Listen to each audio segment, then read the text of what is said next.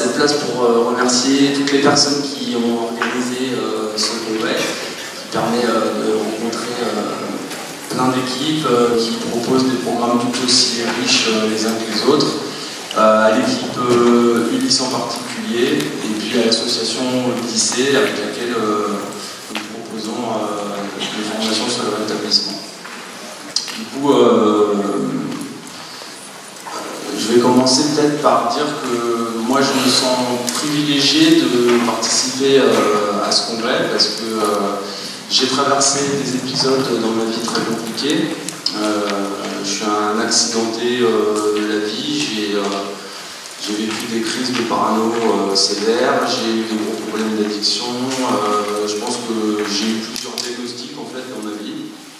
Et puis j'ai eu la chance en 2012 de participer à un programme qui m'a permis de faire de toute cette histoire de vie compliquée une expérience positive en fait, de transformer toute cette souffrance en quelque chose d'utile. Et je crois que tout par-delà et tout le travail que j'essaye de mettre en œuvre au quotidien avec les gens avec lesquels je travaille, c'est ça, c'est d'essayer de susciter quelque chose chez eux qui va leur permettre de donner un sens à leur vie, à ce qu'ils font et à ce qu'ils sont. Alors je ne savais pas exactement ce que l'Assemblée connaissait sur le rétablissement quand on a proposé de faire cette présentation. On parle de pères aidants, de médiateurs de santé, de travailleurs pairs, d'empowerment, d'équipes orientées rétablissement. On va peut-être commencer par faire un petit tour d'horizon de ce que représente le rétablissement aujourd'hui, en France en tout cas, et voilà, de quoi il s'agit.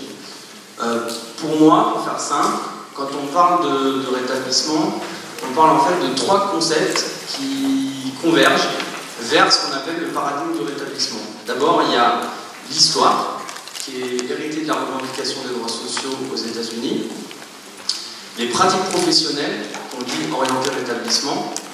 Alors, elle regroupe l'intervention en binôme, qui permet un regard différent au moment de la rencontre avec la personne, qui permet un débrief, qui permet des échanges informels entre les rendez-vous, la multiréférence au sein de l'équipe, que la personne n'est pas un référent unique qui, lorsqu'il s'absente, finit par devenir un handicap dans le parcours de la personne, la participation des usagers au fonctionnement des services, et tout un tas d'autres outils et fonctionnements institutionnels qui permettent d'impliquer les usagers dans les structures et dans les programmes. Et puis, enfin, le rétablissement des usagers, qui est le cœur en fait, du propos, et qui constitue le processus vers le mieux-être. Donc si on commence par l'histoire, alors historiquement, le docteur Philippe Pinel, qui a l'initiative d'une forme de relation thérapeutique en France qu'on appelle le traitement moral, s'est inspiré de la relation qu'il entretenait avec Jean-Baptiste Poussin, qui était son patient, pour mettre en place une pratique différente de celle qui existait à l'époque. Alors là, on a la représentation de Philippe Pinel qui recueille les chaînes des aliénés pendant la Révolution française. Et cette forme de relation thérapeutique, le traitement moral, s'inscrit dans un courant qui situe la maladie au centre d'un problème qui est posé et qui est lié aux forces maléfiques. Et c'est à ce moment-là qu'on considère que la folie, ce qu'on appelle la folie, en fait, elle se situe entre le physique et la morale, entre le corps et l'esprit, quoi. Et en fait, pourquoi j'ai choisi de parler de ce binôme? Parce que historiquement, c'est un petit peu le premier binôme médiateur de santé, on va dire, docteur. En 1935, on fait un grand saut en avant, les alcooliques anonymes. Pour la première fois, le mot recovery est employé. Alors, les deux cofondateurs, Robert Holbrook et Bill Wilson, étaient deux alcooliques qui se sont mutuellement aidés et qui ont fondé l'association des alcooliques anonymes. C'est la naissance aussi finalement des groupes autosupport.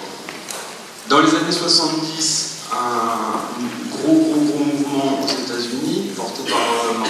tracking qui permettra à de nombreuses minorités de revendiquer leurs droits. Les thérapies humanistes qui, à mon sens, permettent, suite à la psychanalyse, en fait, de replacer vraiment le patient au centre du processus de soins, dans le sens où on va être un petit peu plus pragmatique dans l'aide qu'on va lui apporter. En 1970, le Recovery Movement, qui sera porté par Patricia Digan. Alors Patricia Digan, en fait, elle a eu l'excellente idée, et c'est pour ça que c'est pour moi une référence en médiatrice de santé, c'est de mettre vraiment l'espoir au cœur de tout. En fait, elle a proposé dans le bouquin qu'elle a écrit de représenter sa vie comme une fleur. Donc elle est au centre de la fleur, et les pétales représentent les différents domaines dans lesquels elle évolue dans sa vie, le logement, le travail, les amis, et elle laisse un pétale vide qui constitue l'espoir. Et en fait, Patricia Digan, elle explique que cet espoir, en fait, naît en relation avec un devenir qui est incertain. En fait, un devenir qui reste ouvert, qui peut être ambigu, mais qui est incertain. Et je crois que quand on parle de diagnostic, de psychiatrie, de problématiques de santé psychique, c'est extrêmement important de laisser la place à l'espoir. En 1980, les politiques de réduction des risques, on va passer peut-être un petit peu vite l'histoire. En 2012, le programme médiateur de santé PER, du coup, auquel on a participé, Caroline et moi, et qui nous a permis d'intégrer des équipes cliniques, de collaborer avec les médecins, avec toutes sortes de métiers dans le domaine du médico-social, qui a été une véritable chance. Et puis depuis 2012, en fait, cette impulsion a permis à plein d'autres programmes de proposer tout un tas d'alternatives en fait aux soins psychiatriques. Peut-être on va passer. Voilà. Alors, on a parlé de l'histoire, du rétablissement comme histoire. Il y a l'histoire comme il y a le rétablissement en tant que pratique.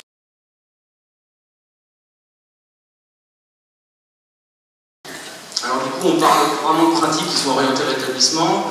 Donc il s'agit de professionnels qui ont choisi d'adopter une relation horizontale face aux personnes qui soutiennent.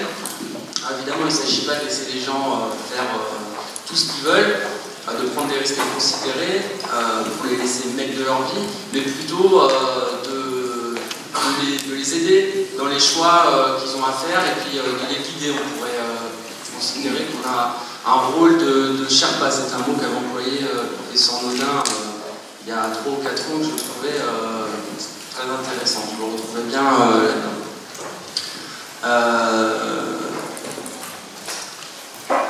Et puis, je pense que le soignant, en fait, la personne qui intervient dans le cadre des maladies psy, en fait, représente tout simplement un interlocuteur avec la personne qu'elle va accompagner.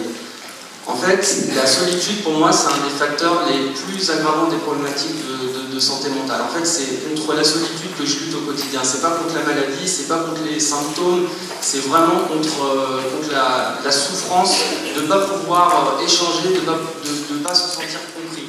La solitude, je l'ai vécue de presse et j'en ai énormément souffert. Je pense que c'est à partir de là que j'ai commencé à développer des troubles très compliqués, à imaginer que je pouvais tout tourner autour de moi, qu'il y avait des micros à la maison, que la télé racontait des trucs sur ma famille, sur mon existence.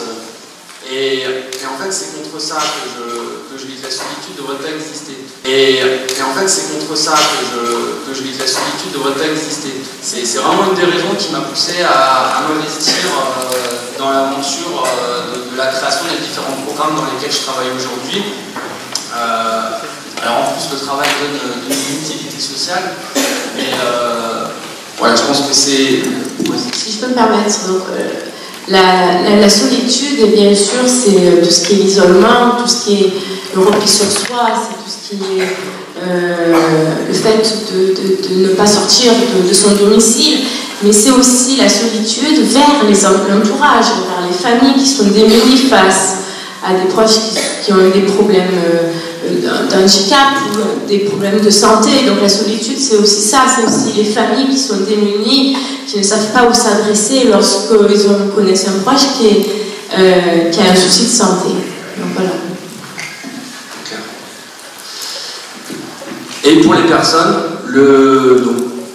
pour les personnes concernées par les problématiques de santé mentale, le rétablissement, c'est un processus qui n'implique pas un retour à un état antérieur. Il est illusoire de penser que je vais me retrouver dans un état psychique que j'ai connu quand j'avais 15 ans. Et puis finalement, est-ce que ça serait réellement enrichissant? Je pense que dans la vie, on apprend de ses erreurs, en fait. Nelson Mandela disait je ne perds jamais, soit je gagne, soit j'apprends. Et je pense que c'est un message qui est vraiment important à faire passer aux personnes avec lesquelles on travaille. Certains se sont retrouvés tellement confrontés à l'échec, à la souffrance, à la solitude, à la stigmatisation, que finalement, à un moment donné, ils baissent les bras, ils se disent que rien n'est possible. Les médecins leur donnent un diagnostic qui présage rien de bon, qui, il y a encore pas si longtemps que ça, en gros, on disait qu'on ne sortait pas des problématiques psychiatriques sévères. Finalement, on était condamnés. Donc voilà, message d'espoir et en fait c'est possible de se sortir des problématiques psychiques. C'est une démarche personnelle, un processus dynamique au long cours, c'est fluctuant. La santé n'est pas linéaire, et on a des moments où ça va, puis d'autres où ça va moins bien. Je crois que c'est important de normaliser aussi, de dire que tout le monde passe par des étapes compliquées dans la vie. Il y a des moments où on est un peu dépressif, il y a des moments où on est un peu surexcité, il y a des moments où ça va, d'autres où ça va moins bien. Tout le monde a des accidents de parcours et voilà, c'est important de normaliser la non-linéarité de la santé. Et enfin, il est nécessaire de sortir d'un point de vue purement médical, à savoir que le rétablissement ne concerne pas que l'aspect pathologique, si on peut dire. Tout à l'heure, dans les ateliers de groupe, il y a une personne qui disait que pour aider les gens, il ne fallait plus le considérer uniquement comme un symptôme, comme une pathologie, mais dans un environnement, et c'est là qu'on va réussir à l'accompagner. C'est l'environnement global de la personne. On va prendre une personne dans sa globalité, sa sphère familiale, sa sphère emploi, sa sphère loisir, sa sphère centre d'intérêt. C'est prendre la personne dans sa globalité, en fait. En 2005 et en 2008, deux conférences ministérielles essentielles qui nous ont permis d'accéder au poste que nous occupons aujourd'hui, c'est-à-dire la reconnaissance du savoir expérientiel. En gros, on reconnaît aux aidants et aux personnes qui ont traversé des problématiques une compétence. Finalement, où on situe le rétablissement en santé mentale, moi je pense que tout le monde peut finalement se placer sur cet axe du rétablissement. Comme ça, cet axe il permet de mettre un petit peu tout le monde d'accord et aussi de normaliser la maladie avec les personnes. Finalement, peu importe si on parle de guérison ou pas de guérison, l'important c'est quelles sont les conséquences du symptôme, quelles conséquences il a sur ton quotidien, sur ton emploi, sur ta relation familiale, sur les relations que tu peux créer avec des amis, et comment on peut réussir à faire avec finalement, ou à l'atténuer, et quels outils on va utiliser pour l'atténuer. L'idéal étant de se retrouver le plus haut possible dans le bien-être. Finalement, la seule échelle du rétablissement, ça serait une échelle à la fois d'estime de soi et de qualité de vie, quoi.